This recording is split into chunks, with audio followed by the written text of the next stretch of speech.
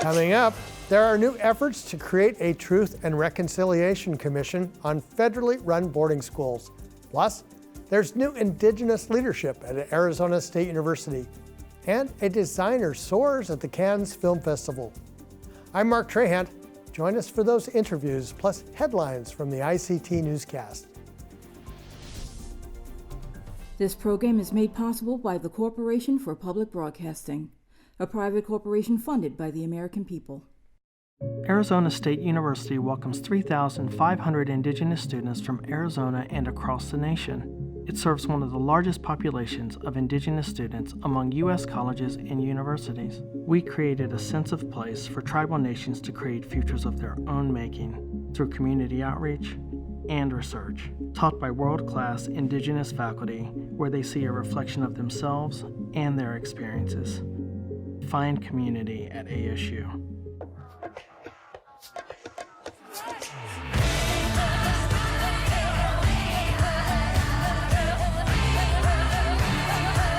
This is the ICT Newscast with Aaliyah Chavez.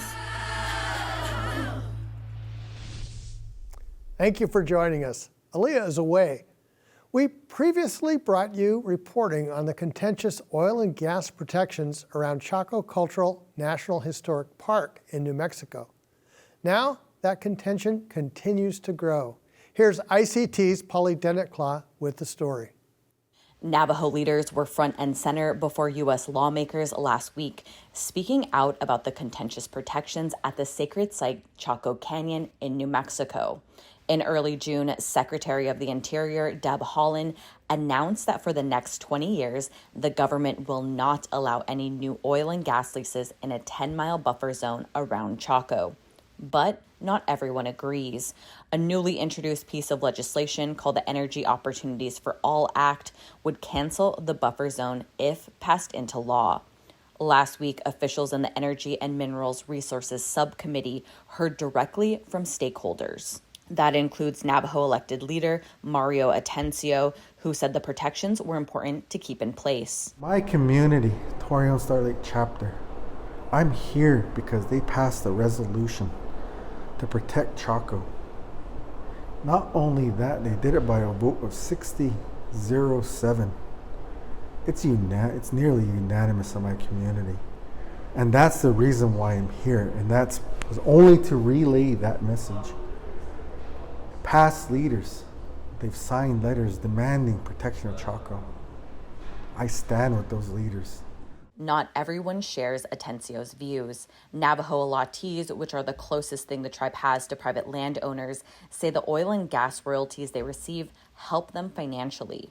The Navajo Nation Council, which is the legislative body for the tribe, recently passed a resolution to oppose any buffer zone in the area. Navajo President Boo Nygren was also a witness. I think just with the secretary, it's just going to be we gotta come sit down. We got to sit down, we got to talk this through, we got to come up with solutions that will help empower the allottees for the future, just not now. I know what empowered them now was the oil and gas, but now that it's going to be limited, let's come up with a creative solution that's sustainable, that honors Chaco, that is protecting the community, but at the same time, they can take care of their families. U.S. Representative Eli Crane from Arizona is championing the bill and introduced it into Congress in June. At Thursday's meeting, there was no Pueblo leadership testifying. The Interior Department continues to stand by its Chaco protections, with an Interior spokesperson stating that the public land order does not affect existing mineral rights or development on allottees' land. In Washington, D.C., Pauly Denetclaw, ICT News. A new exhibit in the Pacific Northwest is bringing reconnection and healing through linguistics. My father's father's sister, our ancestor Shimhun, is on display at the Tuchalu Museum and Cultural Center in Grand Ronde, Oregon. The exhibit is a mix of artwork, music, and historical text pulled directly from the tribal citizens' original account. The native co-curators, Anthony Hudson and Felix Furby, went back to the original text to translate them. The pair says they want to show that indigiqueer identity and language was present before colonial points of contact. The exhibit will be on display until November 4th.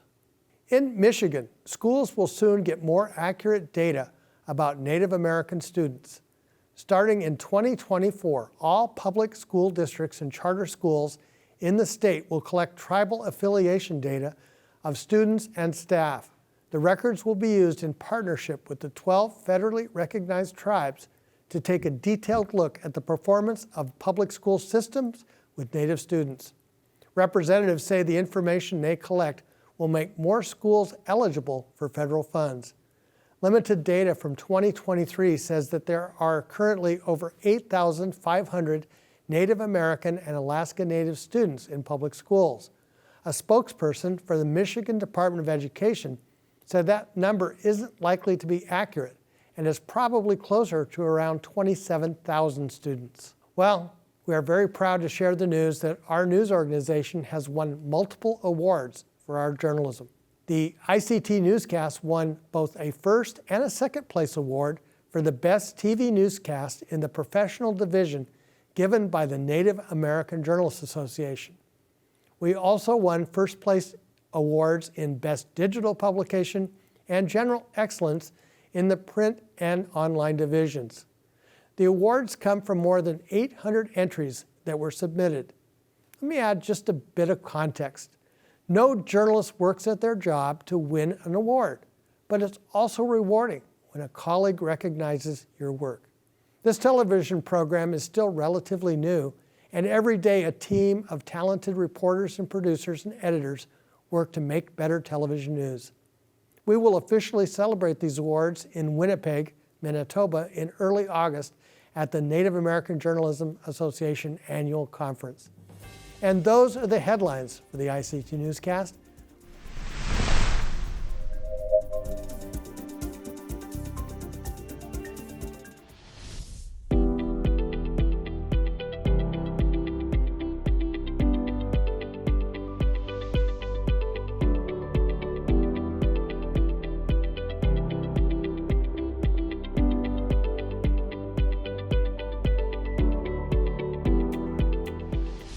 The Senate Committee on Indian Affairs unanimously approved Senate Bill 1723, the Truth and Healing Commission on Indian Boarding School Policies.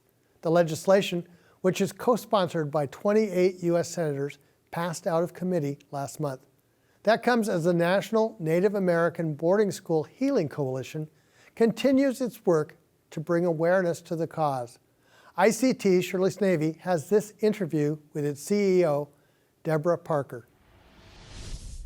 This is the first time in history that a cabinet secretary comes to the table with this shared trauma, and it's not lost on me. I'm determined to use this position for the good. The Road to Healing tour by Interior Secretary Deb Haaland took her to many locations around Indian country. She heard from descendants and survivors of boarding schools. And now the Senate Select Committee on Indian Affairs unanimously passed a bill to create a Truth and Healing Commission. Deborah Parker leads this effort. SCIA, the Senate Committee on Indian Affairs, is bipartisan, so we needed to work with all of the offices on the Senate side to ensure that, the senators felt like this was a bill that they could get behind and support, and that they understood the importance of working with the National Native American Boarding School Healing Coalition and with the Interior's work and all of the tribal nations who have really been working to tell this story, to have sacred items returned, of course, because the story has not really been told. There are researchers out there who have been saying, hey, look, there's a problem here and we need to address this. There's a boarding school era that took children, that destroyed families, tribal communities, native languages, and we need to hold ourselves accountable for what we have created here in the United States against Indigenous peoples. We have, in our historical backgrounds, if we look at our genealogy, many of even our staff at NABS are wondering what happened to grandma, what happened to auntie, what happened to our relatives, what where did they go to, where were they sent to the boarding schools? And how come they didn't return? Many didn't return. And so we know through our travels and meeting with tribal nations across the country, we know like places in Alaska where we spoke at a conference last year. We heard stories and testimonies that they would have their children in the summertime, and they would be playing and fishing, hunting, berry picking, all of our traditional practices. And then came a certain time and government officials took their children, and then in the villages, it went silent. And so there was a great cry for their children, for their grandchildren. And so we know those families suffered at the hands of officials taking their children to places they didn't know. So some were told it was nearby boarding schools. Other kids were taken into Canada, and some to the lower 48. So we've heard stories that are very diverse, and each story that we hear from boarding school survivors varies in degrees. But something that I've been really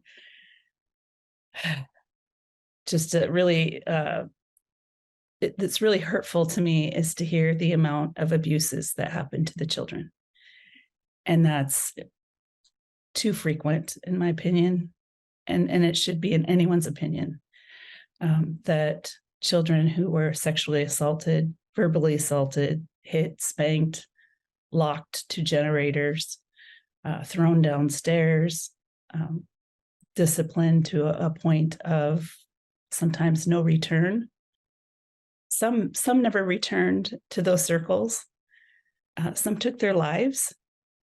There was a lot of, some alcohol and drug addiction. And if you look at what was underlying that was extreme abuse. And so meeting the most beautiful people of my life, which are the Indigenous peoples of that territory and this territory, I'm extremely angry. I'm hurt.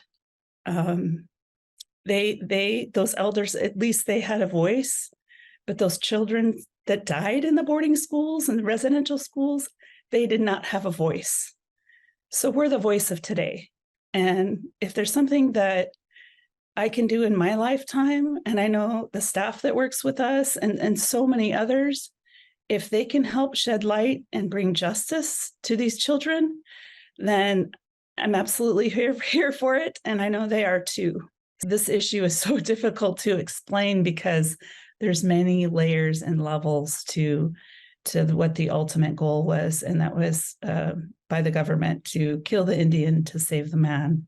That was genocide. That was pure, cold, calculated, hurtful actions towards Native children and the communities. And that was definitely to eradicate a culture and a people. And so us talking today is resilience. The fact that we're able to have this discussion means that we've made it through some layers and levels of atrocities, and to find that balance within ourselves. And of course, we know that this is also science, our DNA. We need certain foods in our systems. And so to go back to the earth, to return back to those natural vibrations, it's incredibly important. And those teachings are passed down from generation to generation. And we know the boarding school harmed some of those teachings, but we also know that within us, they're starting to come back. And that's the exciting piece of this all. Jacob Moore is the new Vice President and Special Advisor to the President on American Indian Affairs at Arizona State University. His goal is to expand ASU's initiatives to support Indigenous communities. Aaliyah Chavez talked with him in the studio earlier this week. Let's take a look. I'd like to start off because this position that you're in formerly had a late tribal leader in it. That was Petersons. How has his legacy impacted the work that you do today? You know, it has a lot to do with really setting the foundation in terms of the kind of programming, the focus that Arizona State has, not just to American Indian students, but to centers and educational programs.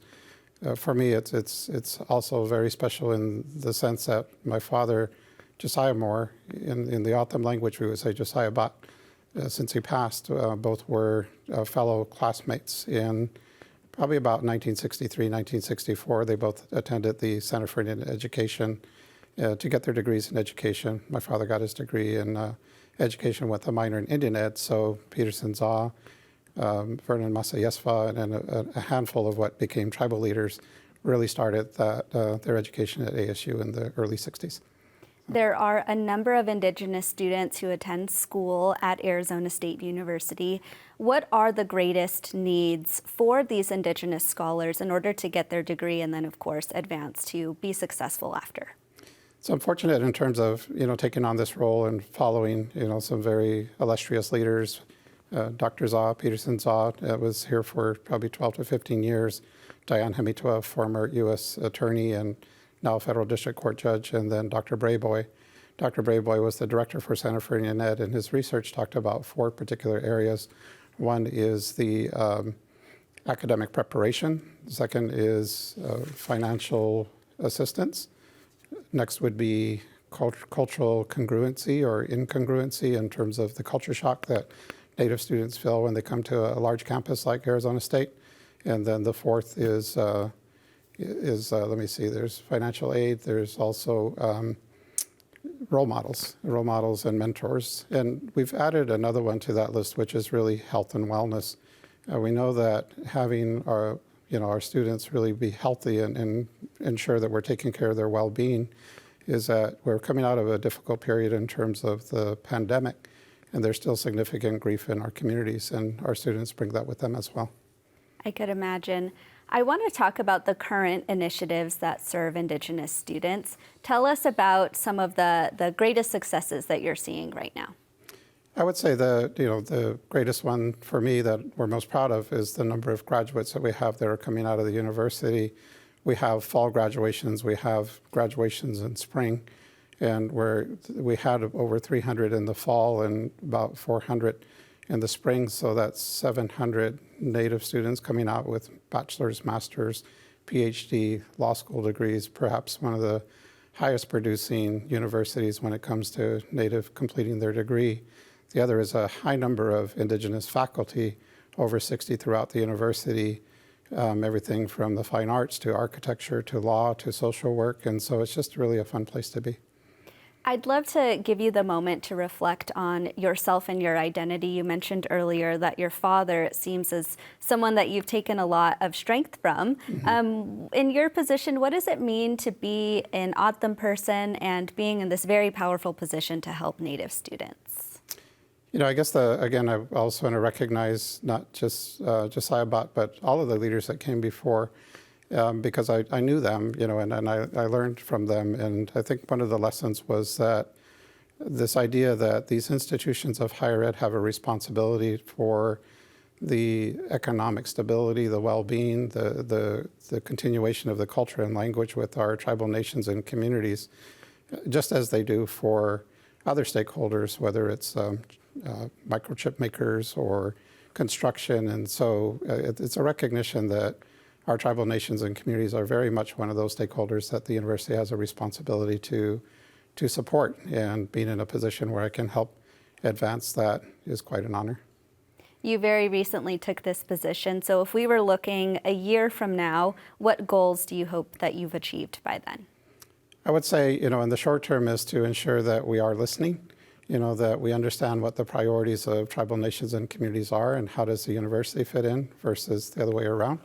And also, I think, obviously, an increase in enrollment, but more importantly, retention, and moving toward graduation so that, we get them in, we get them out with a degree that has real value in a timely manner. So. We know that we just finished graduation season for Native American students all across the country. If there was a high school student who was maybe thinking, hey, ASU is somewhere that I would maybe consider, what would be your message to them? Yeah, I think there's a lot of options, for students to consider, but regardless of where they decide to go, I think just thinking early, even in junior high and high school about preparing for this idea that college is a viable option for them and that they can come to any of our campuses in education and social work and law and engineering, but also this idea that they can attend online as well. We're seeing a significant increase in online students, in part because we're really, expecting them to, in regular classes, have them, come out of their own communities, and perhaps they can stay within their own communities and be, contribute back into their community, but also continue their education as well. So there's all kinds of opportunities for young people to really take a hard look, and they should start looking now.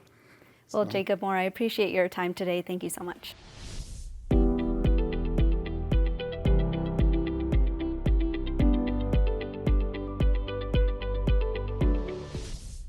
Indigenous movie stars were front and center at the Cannes Film Festival in May to promote the upcoming film Killers of the Flower Moon.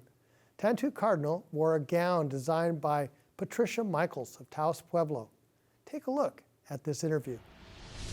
So when Jolie Proudfit had contacted me to see if I might be interested in creating the gown for Tantoo, of course, I had already been creating that gown in my head and through another client, and she's Osage. Her name is Julie O'Keefe, and so I did this beautiful illustration after Tantoo and Jolie contacted me, and I sent it to Tantoo on a Zoom meeting, and she said, "Oh my God, I'd be so honored. This is so beautiful." So then we got started. But in the thought of creating something for such an important and a person that I admire with my whole heart and soul, she's the most prolific and celebrated Native American actress that we have. And her years and decades of hard work, I wanted to celebrate in representation of an eagle, because I think she had earned that type of symbolism of something that is regal and that we will honor for her taking us into this beautiful years and highlighting the truth who we are as Native American. And I made a gown so that it would take her long journey that she's been, doing her work in flight, the way she is. And then also I wanted the feathers to brush away her trail so that she's always going into new direction. And so she's always going forward, because she's always has been going forward in an industry that has not been very kind or easy for any Native American. And so I do a lot of, my eagle feathers are a lot of signature eagle feathers throughout the years on silk, because I feel that silk carries the beauty and the likeness of the feather, where it has endurance, it has strength, and it's graceful. I love to use it for women because the grace that Native women have, and Native women are so strong that we, the type of work that we do in our Native country is immense, and we're pretty tough people. That I wanted to honor her with this. I wanted to acknowledge that here's a woman that is going to walk the red carpet, not only for herself, but for the greatness that she's given to Native country. And so I put a team together of 11 people. So there was 12 of us in all from Taos and the town of Taos, Pueblo, and a woman from Santa Fe. And we just got to town. We just got to work. Actually, there was 13 of us. And I delegated different jobs for everybody. And in 2 weeks it was made. And I finished doing all the hand stitching of all the eagle feathers in her beautiful room at Cannes. And that was 3 days of no sleep, just eating nuts and drinking water, whatever juice was brought in. And there was about 20,000 hand stitches that were finished. And she couldn't have been more graceful and honorable to this whole process. I think more than anything, I received such knowledge and privileged to have come close with her and experience her stories, her strengths, and everything that I had put into the garment, which has come over the years, really showed in the beautiful woman that she is inside. To honor our people is how we are raised. You know, when somebody is called upon to be the person who's going to carry the ceremony, somehow we traditionally get their garments done, the ceremonial outfits done, and before you know it, the ceremony's happy. And that's how I felt when I was asked to do this garment. Well, fashion designer and entrepreneur Patricia Michaels, thank you so much. Thank you. Thank you, Native American country.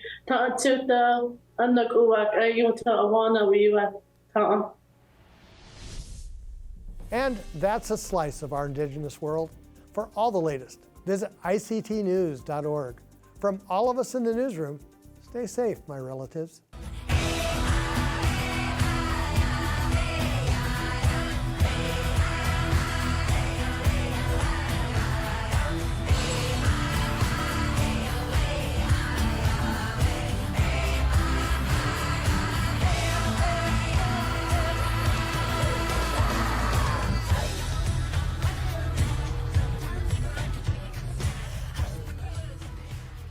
This program is made possible by the Corporation for Public Broadcasting, a private corporation funded by the American people.